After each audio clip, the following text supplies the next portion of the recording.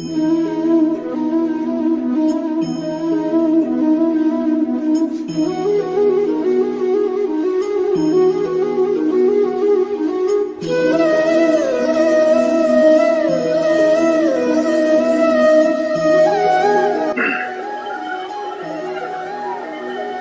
प्यारी साध संगत, आज बहुत समय के बाद एक बार दोबारा से मिलक में इस सत्संग की धरती पर हम गुरु चर्चा करने के लिए, अपने गुरु को याद करने के लिए बड़े सौभाग्य से अपना समय निकाल कर यहाँ पहुँचे हैं। सत्संग की इस पावन समय इस गुरु की शिक्षाओं को अपने जीवन में उतारने के लिए बैठे हैं। आप बहुत भाग्यशाली हैं। आपको जीवन में, मनुष्य शरीर में ये मौका मिला है। हुजूर कहा करते थे गुरबाणी में, इस समय की, इस क्षण की बहुत बड़ाई की गई है। का भाग हुआ प्रभु संत मिलाया, प्रभु अविनाशी घर में पाया। किसी संत के, किसी प्रभु प्राप्त योगी के द्वारा अपने जीवन में, अपने जीवन को सार्थक करने का रास्ता मिले, ये बहुत भाग्य की बात है।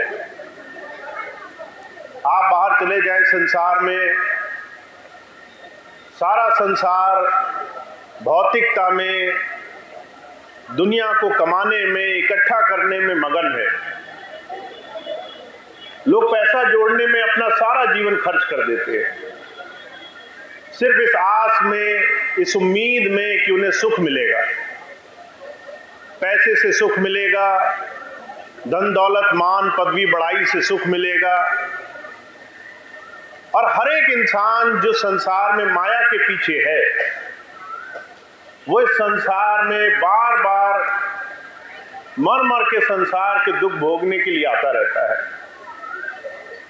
ऐसे में आप बड़े भागी जीव हैं। इस गृहस्थ में, संसार में रह करके संत ने जो ज्ञान आपको दिया वो मिल गया है। आपको गुरु का दिया हुआ नाम उस प्रभु को पाने की कुंजी है, और वो कुंजी आपके हाथ में है। आपको वो नाम मिला है जिससे आप अपने जीवन को गुरु के बताए रास्ते पर चलकर हर पल, हर घड़ी सार्थक कर सकते हैं। हुजूर कहा करते थे, इस संसार में अगर आपको किसी संत का, किसी महापुरुष का सानिध्य मिल जाए और उनकी 2-3 चीजें आप अपने जीवन में अपना लें, 2-3 बात, बड़ा सहज सा तरीका वो जो समझाने के लिए आए हैं, वो आप अपने नित्य जीवन में, अपनी दैनिक दिनचर्या का हिस्सा बना ले, तो आपको जीवन में चमत्कार दिखाई देंगे। जब संत आते हैं, वो हमारे जीवन के भौतिक संसार के विषय विकारों से छुड़ाकर बदलाव कराने के लिए आते हैं। अगर हम और आप ये सोचें कि हमारा आज का जो जीवन है उससे हम प्रभु पालेंगे, हमें ज्ञान मिल जाएगा, हमें तरीका मिल जाएगा, तो ये बहुत बड़ी भारी भूल है। महाराज जी के जीवन की चर्चा आती है। महाराज जी अगर किसी को नाम दिया करते थे तो कहा करते थे, इस नाम की 2-3 शर्तें हैं। आप नाम ले लो, नाम असर तब करेगा जब ये 2-3 चीजें पालन करोगे। अगर सत्संगी बनना है तो 2-3 नियम का अपने जीवन में पालन करना बहुत जरूरी है। पहला नियम क्या है? हमारा खान पीन, हमारा आचरण शुद्ध होना चाहिए।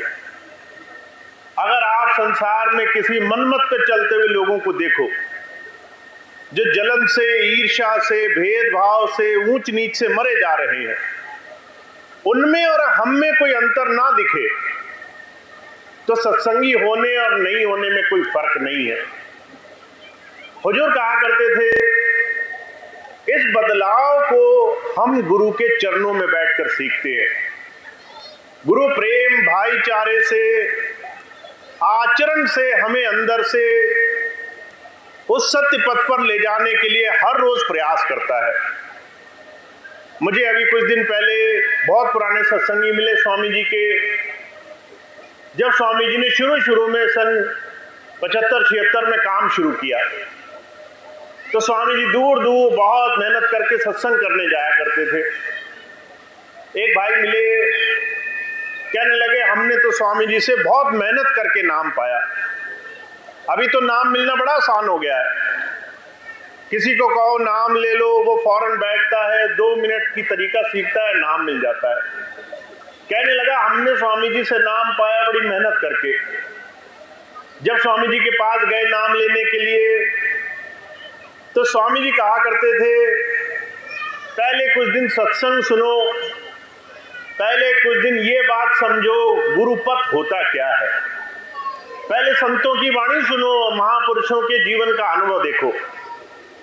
आखिर हम जिस नाम को लेकर गुरु से जुड़ते हैं वो नाम हमें हमारे जीवन की सच्ची अवस्था दिखाने और उस पर चलाने के लिए आता है।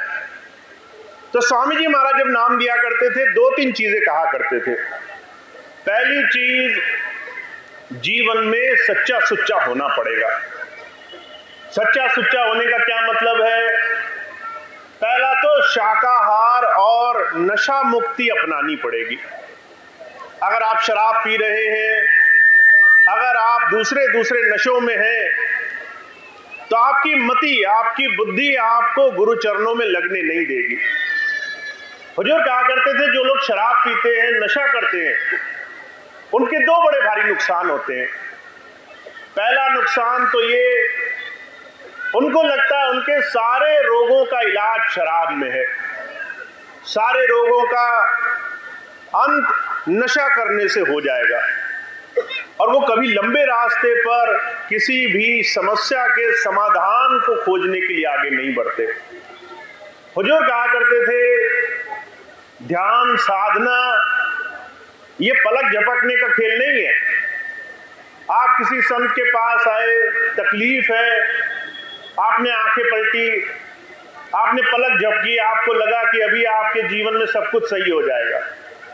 जब संत आते हैं हमें मजबूत बना करके संसार के दुखों से ऊपर उठाने के लिए आते हैं, और उसके लिए हमें संतों महापुरुषों के दिए रास्ते को अपनाना पड़ता है। अगर आप नशे पत्ती में पड़ गए, अगर आपने जीवन में नशा अपना लिया तो 2 बड़े भारी नुकसान होंगे। पहला नुकसान तो ये होगा, आपके मन को लगेगा अगर मुझे तकलीफ हुई, बीमारी हुई, हारी हुई, गरीबी हुई तो इलाज शराब है।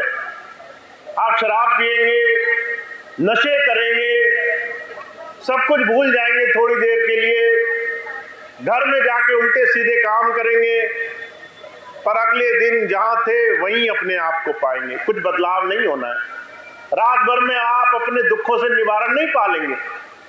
तो ये शराब हमारे मन में, दुनिया के नशे हमारे मन में भ्रम पैदा करते हैं, हमें हमारे अंदर ये भाव दिलाते हैं कि हमारे सारे दुख ऐसे चुटकी बजाते मिट जाएंगे। दूसरी चीज हुजूर कहा करते थे, शराब कभी आप किसी पुजारी के पास नहीं पी पाओगे बैठ के, किसी सत्संगी के पास बैठकर शराब पीना बड़ा मुश्किल हो जाएगा।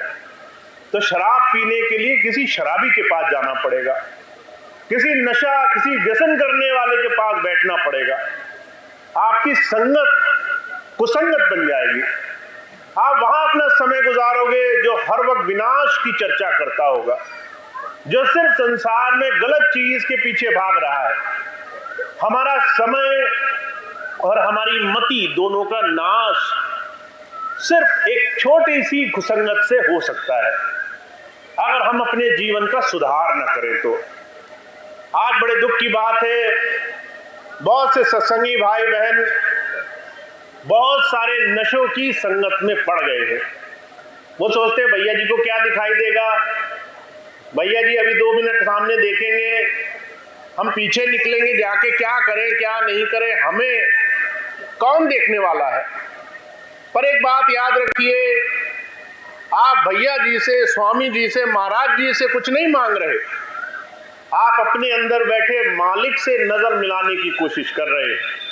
वो प्रभु जो घट घट में बैठा है, वो मालिक जो आपके अंदर बसा हुआ है, जो इंतजार कर रहा है कब आप अपने जीवन का सुधार करोगे, कब आप अपने जीवन को मजबूत बनाओगे, कब अपने 24 घंटे में से अपना ज्यादा से ज्यादा समय अपने जीवन के सुधार की तरफ लगाओगे।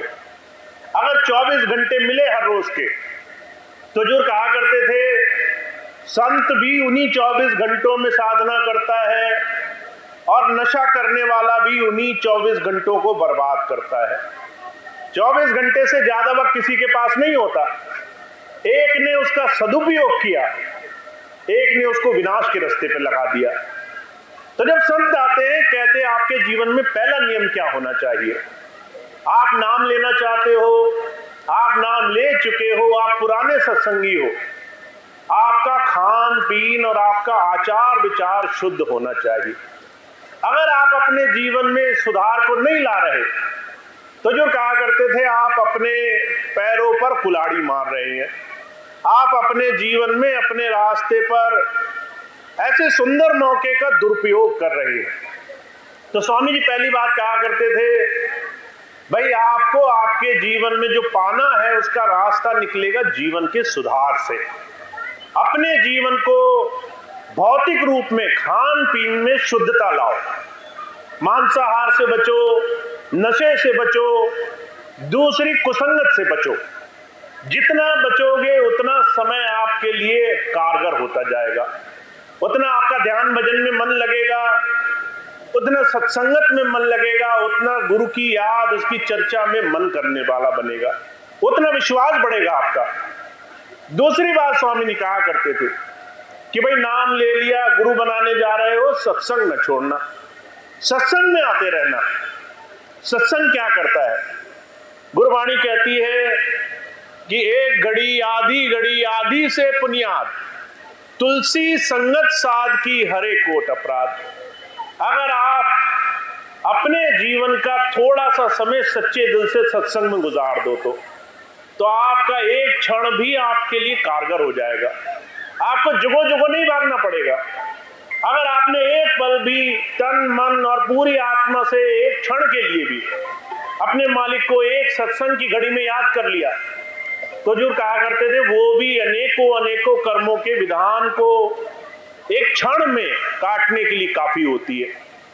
तो सत्संगत हमें कैसे मिलेगी?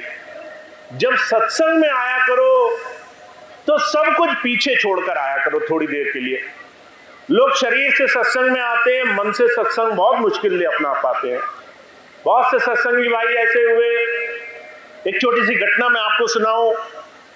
अभी पिछले दिनों राजस्थान का टूर लगा, 6 दिन का प्रोग्राम था, अलग अलग जगह सत्संग जाना था। हम जैसे ही रात को यहां से गए और जयपुर पहुंचे तो कुछ भाई आए मिलने के लिए। एक भाई कहने लगा, भैया जी मैंने 6 दिन की छुट्टी ले ली है, आपके साथ ही रहूंगा 6 दिन, और आप जो सिखाओगे, जो दोगे, उस चीज का ज्यादा से ज्यादा लाभ लेने की कोशिश करूंगा। मैंने कहा अगर आपके पास साधन हो, आपके पास तरीका जरिया हो तो साथ चलो।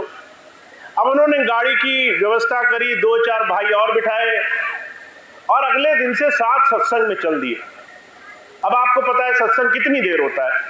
आप आज यहाँ सत्संग में आए, अभी 15 मिनट पहले शुरू हुआ और 15 मिनट बाद खत्म हो जाएगा। आधा घंटा सत्संग हुआ। इस आधे घंटे के अलावा आपने बहुत समय यहाँ गुजारा। आप 4 घंटे पहले आए होंगे, 4 घंटे बाद तक रुकेंगे, पर 4 से 8 घंटे का समय में आपने आधा घंटा सत्संग में दिया, बाकी समय कहां गया? ये बात उसके जीवन में घटित हुई। वो सत्संग में जाता था, जैसे ही सत्संग में पहुंचा तो लोग उसका हाल चाल पूछते, आओ भगत करते, खिलाते पिलाते। फिर थोड़ी देर में उसके सुख दुख, उसकी हारी बीमारी, दुनियादारी, चर्चा की बहुत सारी बातों में समय निकल जाता। कभी दुनिया की चर्चे, कभी राजनीति के चर्चे, कभी कष्ट की तकलीफों के चर्चे। अब ये बात तो आप समझते ही हैं, अगर आपको थोड़ा सा यहाँ पर सत्संग में ध्यान न जाए तो अचानक पड़ोसियों की बातों में ध्यान चला जाएगा, कोई क्या बोल रहा है उस पर ध्यान चला जाएगा, फिर एक राय भी बन जाएगी। हम भी कुछ जानते हैं इस विषय में, हम भी बताएंगे थोड़ा सा। और ऐसे जरा सा आपका मन छूटा हाथ से और आप घंटों घंटों बहस में निकल जाएंगे। और उस भाई के साथ ऐसा ही हुआ। सत्संग आधा घंटा, बाकी खूब चर्चाएं दुनिया की। हर रोज ऐसी सत्संग 5 दिन उसने किया। 5वें दिन के बाद जब छठा दिन सत्संग का आखिरी दिन आया, तो उस रात को एक सत्संगी भाई हमारे पास आए, कहने लगे भैया हम इसको अपने घर ले जाएं, ये रात को वहीं सो जाएंगे, अगले दिन सत्संग में आपके आ जाएंगे। मैंने कहा ले जाओ भाई। अब वो ले गए। रात को उनके घर चर्चाएं हुई, सत्संग की चर्चा और दुनिया की चर्चा में फर्क इतना है कि आप मन को किधर ले जाओगे। अब वो भाई थोड़ी सी चर्चा करने लगा कि ये बताओ काम कैसा चल रहा है। तो बड़े प्रेमी थे जिनके घर वो पहुंचे थे, उनकी बस आदत थी घुमा फिरा के सारी बात स्वामी जी पे ले आना। जैसे उन्होंने कहा काम कैसा चल रहा है, कहने लगे स्वामी जी की बड़ी दया है, स्वामी जी ने इतनी दया करी है, सारे काम अच्छे हो बुरे हो सब में से मैं निकल जाता हूँ। फिर कहने लगे तुम्हारे घर में तो बड़ी बीमारी है, तुम्हारी पत्नी बड़ी बीमार है। कहने लगे पत्नी बीमार तो है, पर जब से सिमरन करना शुरू किया है, याद करनी शुरू की, बड़ा सहारा रहता है। फिर कहने लगे तुम्हारे घर में तो बड़ी परेशानी मालूम होती है, तंगी है, पैसा ज्यादा नहीं आता है। कहने लगा पैसा तो ज्यादा नहीं आता है पर सुकून बहुत है। अब धीरे धीरे बहुत सारी चर्चाएं छेड़ी उसने, कहां से दुनिया की बात शुरू हो जाए। पर सत्संगी पक्का था, 2 मिनट में घुमा के स्वामी जी की बात पे ले आता था। पूरी शाम उसकी ऐसी गुजरी, बहुत मन ने कोशिश करी, धारी बीमारी, रिश्तेदारी, दुनियादारी की बात करे, हो नहीं पाई। उस दिन पूरी शाम स्वामी जी की चर्चा करके गुजरी। अब अगले दिन वो सत्संग में आए जयपुर के, कहने लगे भैया जी एक बात करनी है। मैंने कहा क्या बात पूछनी है? कहने लगे 5 दिन मन बड़ा व्याकुल रहा और छठे दिन मन बहुत स्थिर रहा, मन भागा नहीं जरा सा। इसके पीछे कारण क्या है? मैंने कहा जैसी संगत वैसी रंगत। जहां आप अपने मन को लगा के बैठोगे वहां का रंग आपके अंदर आ जाएगा। इसका मतलब आप सत्संग में आए तो सत्संग का रंग लग रहा है, जरूरी नहीं है, मन को भी सत्संग में लगाना पड़ेगा। कबीर साहब कहते हैं इस मन को तुम आसान मत समझो। का मन लोभी, मन लालची, मन चंचल, मन चोर, मन के चले मत चालिए, मन पलक पलक कछुआ। नाम तो मिल गया है आपको गुरु जी का, पर यह मन 24 घंटे कोशिश करेगा कि आप नाम से जुड़ ना पाओ। बहुत सारे भाई बहन यहाँ ऐसे हैं जो है सत्संग और भजन की जब चर्चा करो तो कहते हैं भैया जी हमारा तो मन ही नहीं लगता, हमारा मन तो भाग भाग करके दुनिया में जाता है, हमारे शरीर में कष्ट रहता है, हमारे मन में बहुत सारे ख्याल आते हैं दुनिया के जब हम भजन पे बैठने जाते हैं। कारण सिर्फ ये है कि ये मन चाहता नहीं कि आप गुरु नाम का सिमरन करो। फिर सिमरन कैसे होगा, फिर ध्यान कैसे होगा? तो कबीर साहब कहते हैं इस मन को उल्टी रीति से तुम्हें जोड़ना पड़ेगा। मन इंद्रियों के पीछे भाग रहा है, का इंद्रियों के बस मन रहे, मन के बस रहे बुद्ध, कहो ध्यान कैसे लगे जहां ऐसा विरुद्ध। अगर आपका मन आपकी इंद्रियों के पीछे भाग रहा है तो आपको इसको उल्टा करना पड़ेगा। आपको अपने मन को गुरु नाम के सिमरन में लगाना पड़ेगा। और शुरुआत कहां से कर सकते हैं? स्वामी जी महाराज कहते हैं सत्संग बनाया करो। स्वामी शिवदयाल सिंह जी महाराज उन्होंने इसीलिए एक अपने शब्द में कहा करोरी कोई सत्संग आज बनाए। सत्संग बनाना पड़ेगा। आप जब सत्संग में आओ तो मन को रोकना पड़ेगा। जब सत्संग में आओ अगर कोई बहन कोई भाई पीछे से कुछ बोले तो उसको चुप कराना पड़ेगा। अगर जो है वो बहुत दुनियादारी की बात कर रहा है तो उठ के वहां से दूर जाके बैठना पड़ेगा। अगर बहुत ज्यादा अपनी हारी बीमारी दुनिया की चर्चा कर रहा है तो उसको याद दिलाना पड़ेगा कि गुरु पर भरोसा रखो, तुम्हारा हर एक काम गुरु की दया से होएगा अगर तुम परेशान होना छोड़ोगे तो जब तक हम अपने मन को सत्संग में नहीं लगाएंगे सत्संग हमसे दूर भागेगा। तो स्वामी जी दूसरी बात कह रहे हैं, आप इस काल माया से बचना चाहते हो तो सत्संग बनाओ, सत्संगियों में बैठो, जो गुरु चर्चा करता हो, जो गुरु की याद करता हो, जो आपके पास बैठे पुराना नामदानी हो पर आपको बताए कि उसके कितने मुकदमे चल रहे हैं, ये बताए कि आज तो घर में पैसा नहीं है, आज तो बहुत बीमार लोग हैं, आज तो बहुत चिंताएं हैं, तो समझ लो वो आपका मन संसार की तरफ आपसे चुरा कर ले जाएगा। आप आओगे सत्संग में और आपका समय बर्बाद कर देगा। तो ये कोई जानबूझ के नहीं करता, कोई मन की गति समझ नहीं पा रहा है। इसलिए स्वामी जी महाराज दूसरी शर्त रख रहे हैं, कहते इस काल माया के देश में आपको प्रभु धाम का जो सार मिलेगा वो मेहनत से मिलेगा, आसानी से नहीं मिलेगा। और आसान क्या है कि आप संसार में मन के पीछे भागो। मुश्किल क्या है, मन को लगाम लगा कर रखो, मन को खींच कर रखो, इसे सत्संग में जोड़ कर रखो। तो अगर आपको महीने में एक सत्संग मिले, आप पूरी तरह समर्पित हो जाओ। बाबा जयमल सिंह जी महाराज कहा करते थे, जो अपने जीवन में 2-3 नियम पालन कर लेते हैं उनका ध्यान तो ऐसे चुटकी बजाते बनने लग जाता है। पहली चीज क्या है, वो कहा करते थे कि अपने समय पर खूब ध्यान रखो। आपका समय आपका अभी अपना नहीं है, ये आपसे हर रोज चोरी हो रहा है। आप हर रोज मन के कहे अपना समय खर्च कर रहे हो। इस समय को बचाओ और गुरु की याद में लगाओ। अगर आप हिसाब लगाओगे तो आपको पता चलेगा अभी आप 5 मिनट भी सच्ची श्रद्धा से मन को थाम कर गुरु की याद सिमरन में नहीं लग पा रहे, तो उसको बढ़ाना है। पहले 5 मिनट, फिर 10 मिनट, फिर 15 मिनट, फिर 20 मिनट, ऐसे धीरे धीरे करके अपने गुरु को समय देना है, अपने गुरु की याद में, उसके दिए हुए नाम में समय देना है। तो दूसरी बात स्वामी जी कह रहे हैं, भाई आप बहुत प्रेमी जीव हो, पर आपके कष्ट जो है कब दूर होंगे, जब आप अपने मन में गुरु नाम को ऊपर स्थान पर रखोगे, ऊंचे स्थान पर रखोगे। अब तीसरी बात स्वामी जी महाराज कह रहे भाई आपको जो नाम में देने वाला हूं, जो आपको मैं कमाई का रास्ता देने वाला हूं, उसको संभाल के रखना। का हीरा वहां न खोलिए जहां कुंजड़न की हार। अगर आपको हीरा मिल जाए तो आप अपने घर के सामने ऐसे नहीं रख देते। आपको अगर घर में कीमती चीज हो, सोना चांदी हो, तो आप ऐसे आंगन में आके नहीं फेंक जाते। आप सबसे कीमती, सबसे रहस्यमयी जगह उसको रखा कर रखते हैं। तो हुजूर कह रहे हैं नाम भी हीरे की तरह है। इस नाम को जब कमाओ तो इसको खूब संभाल कर रखना, इस नाम को पूरी कदर, पूरी ईमानदारी से जीवन में अपनाना। और अगर धीरे धीरे नाम में कुछ मिले तो सबके सामने मत बोलना। कारण क्या है, दुनिया में हर एक इंसान आपकी बड़ाई, आपकी अच्छाई से खुश नहीं होता। आपको बहुत कुछ मिले, इससे सारे लोग प्रसन्न नहीं होंगे। सब लोग ये नहीं कहेंगे कि वाह बड़ी तरक्की कर रहा है, भगवान इसको और 4 गुना तरक्की दे। अगर आपने किसी को बता दिया कि मेरे को कुछ मिल रहा है, तो लोग फौरन उसके खिलाफ मन में जाने अनजाने मन में जो है कुसंगत बनाने लगेंगे। कहेंगे भगवान इतना इसे दिया, भगवान इसका आधा करे, हमारा ज्यादा करे। तो आप इतना ज्यादा ध्यान रखो कि आपको अगर कुछ मिले तो सिर्फ और सिर्फ अपने तक रखना, या फिर आपको सच्चा प्रेमी नजर आए तभी उसकी संभाल होगी।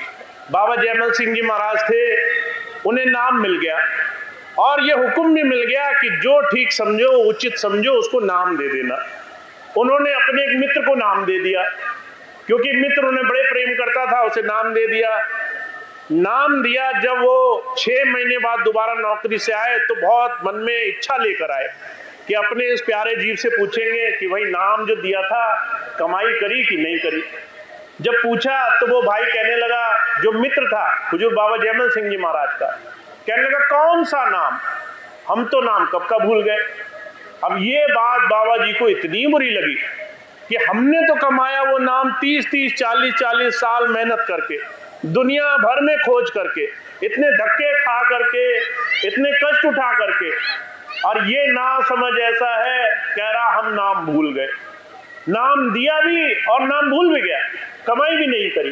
तो जो कहा करते थे, हर कोई आपकी कमाई की इज्जत नहीं करेगा, हर कोई आपकी मेहनत की इज्जत नहीं करेगा। इसमें सबको जाकर मत बोलो, इस चीज को संभाल कर रखो। इस चीज को अपने हृदय में बहुत गुरु की आशीर्वाद, उसकी देन मान करके रखो, संभल कर चलो। क्योंकि अगर आपको कुछ दे रहा है प्रभु तो उसको संचय करो, उसको संचय करोगे तभी बढ़ेगी। उसको जबरदस्ती कहीं भी फेंक दोगे तो धीरे धीरे उसमें कमी आ जाएगी।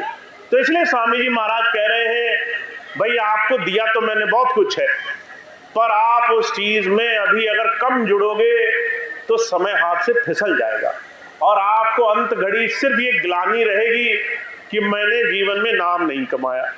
जब स्वामी जी ने 2001 में ये एक बात कही कि मैं चोला छोड़ने वाला हूं, तो लोगों को बड़ा धक्का लगा। लोगों को लगा अरे स्वामी जी तो जाने की बात कह रहे हैं, हमें तो अनुभव ही नहीं हुआ, हमने तो 20-20 साल ऐसे ही बर्बाद कर दिए। लोगों ने खूब स्वामी जी से आके प्रार्थना करी कि स्वामी जी रुक जाओ, तो स्वामी जी कहने लगे नहीं भाई मैं नहीं रुकूंगा। फिर दूसरी प्रार्थना लोगों ने करी कि अच्छा आप जा रहे हो तो कम से कम अंदर तो बैठ जाओ, अंदर तो दर्शन हो जाए। तो स्वामी जी ने कहा भाई जो अभी तक नहीं किया वो करो।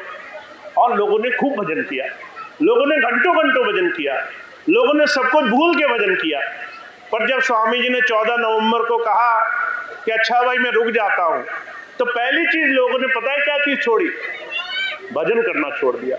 उन्होंने सोचा कि अब तो स्वामी जी रहेंगे तो अब क्या फायदा, अब तो आसानी से बाहर दुनिया के काम करो, वो ज्यादा जरूरी है।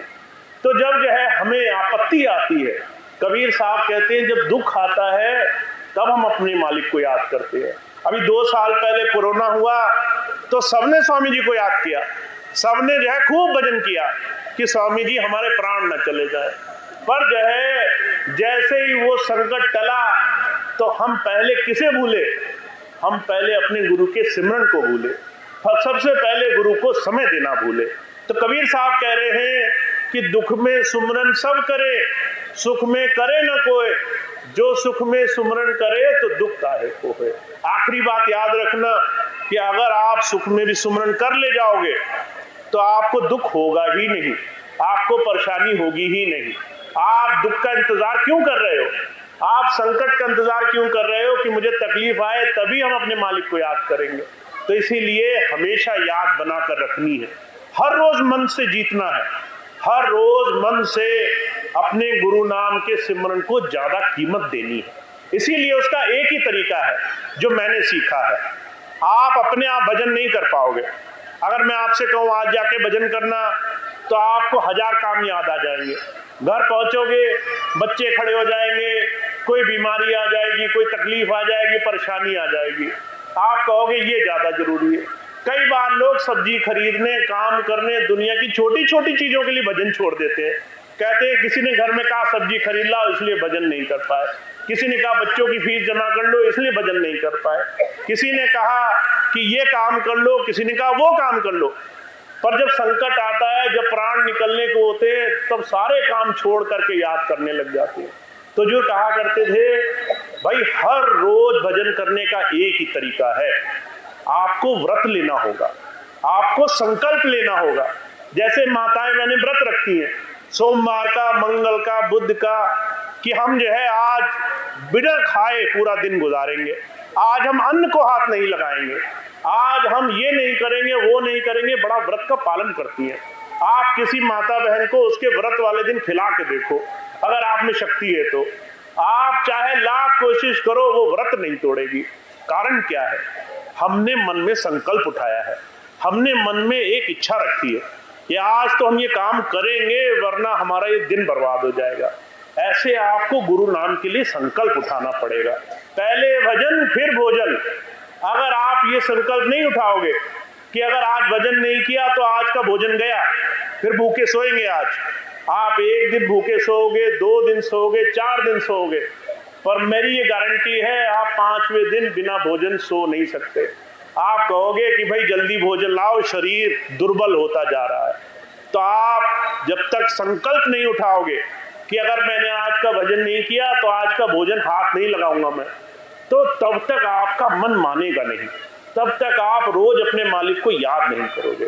तो तीसरी बात स्वामी जी ने कही है कि भाई नाम दे तो रहा हूं पर हीरे की तरह संभाल कर रखना, इसको बेकदरी मत करना। इसको ले लिया और इसको बर्बाद कर दिया, नहीं तो वो क्षण आएगा जब अंत समय आते देर नहीं लगेगी, या तो तुम गुरुजी के पास नहीं रहोगे या गुरुजी तुम्हारे पास नहीं रहेंगे, और उस दिन तुम याद करोगे कि तुम्हारा समय हाथ से निकल गया। तो ये चीज ना आने देना।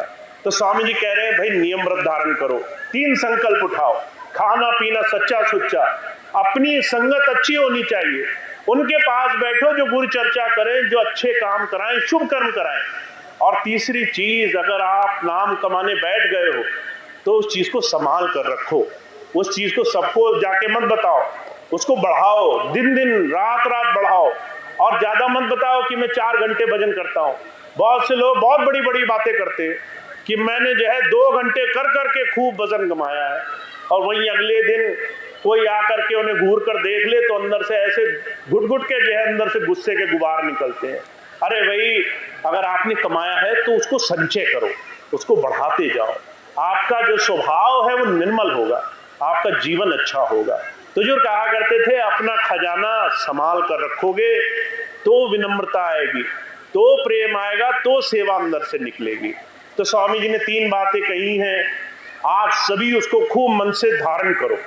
और मुझे पूरा विश्वास है जिस दिन आप ये संकल्प उठा लोगे कि मैं और मेरा गुरु और उसके बीच में तीसरा कोई नहीं, तो आप अपने जीवन में इस ध्यान साधना को सबसे ऊपर रखोगे। जैसे ही दिन शुरू हुआ, जैसे आप दिन के शुरू होते ही बोलते हो कि भाई आज का सबसे जरूरी काम क्या है, बच्चों का पालन पोषण, घर की सेवा, दूसरे काम, वहीं आप उससे भी ऊपर रखोगे आज मेरे मालिक की याद, भजन और सिमरन। और जिस दिन आप ये करने लग गए, उस दिन हुजूर कहा करते थे कि उस दिन वो सदगुरु स्वामी जी महाराज तो अक्सर ये बात कहा करते थे कि अगर आपने गुरु को अपना सब कुछ सौंप दिया तो वो आपका व्यक्तिगत काम करने वाला हो जाता है। कहा कबीरा मन निर्मल भया जैसे गंगा नीर, पाछे पाछे हरि फिरे कहत कबीर कबीर। अगर आपने गुरु को अपना बना लिया है तो फिर वो आपके पीछे पीछे दौड़ेगा, बताओ भाई ये काम कर दूं कि वो काम कर दूं, पर ऐसी स्थिति लानी पड़ेगी। हमें इससे पहले अपने आप को गुरु चरणों में जोड़ना पड़ेगा। तो आप सब जानते हैं, मैंने नई बात कुछ नहीं कही, 40 साल से स्वामी जी ने ये बात कही, फिर पिछले बहुत सारे समय से ये बात आप खुद जानते हैं। अब समय है अमल करने का। अब आप इसको खूब खूब हर रोज अपनी हर एक दिनचर्या से पालन करो, क्योंकि अगर आपने एक दिन नागा कर दिया तो आप बिल्कुल जीरो पे आ जाओगे। महाराज जी कहा करते थे मन की गति ये है, 30 दिन भजन किया और एक दिन छोड़ दिया तो जो है उसके अगले दिन कहेगा पिछले दिन छोड़ा है तो आज भी छोड़ सकते हो, और आपको धीरे धीरे भजन से दूर ले जाएगा। तो एक भी दिन नागा नहीं होने देना है, ऐसा मन में संकल्प धारण करो। तो आपके लिए ये रास्ता बहुत आसान भी है और बहुत मुश्किल भी है। आसान तब जब मन में संकल्प ले लो, और मुश्किल तब जब कल पर छोड़ दो कि आज तो बहुत समय हो गया, कल से शुरू करेंगे, तो आप ये कभी नहीं कर पाओगे। तो आपके लिए रास्ता आसान है, ऐसी मेरी धारणा है कि आप सब कुछ कर सकते हो अगर खूब अपने गुरु को अपने मन मंदिर में बसा लेते। तो ये एक छोटी सी बात है जो हमें अब सब अपने जीवन में धारण करनी है। मैं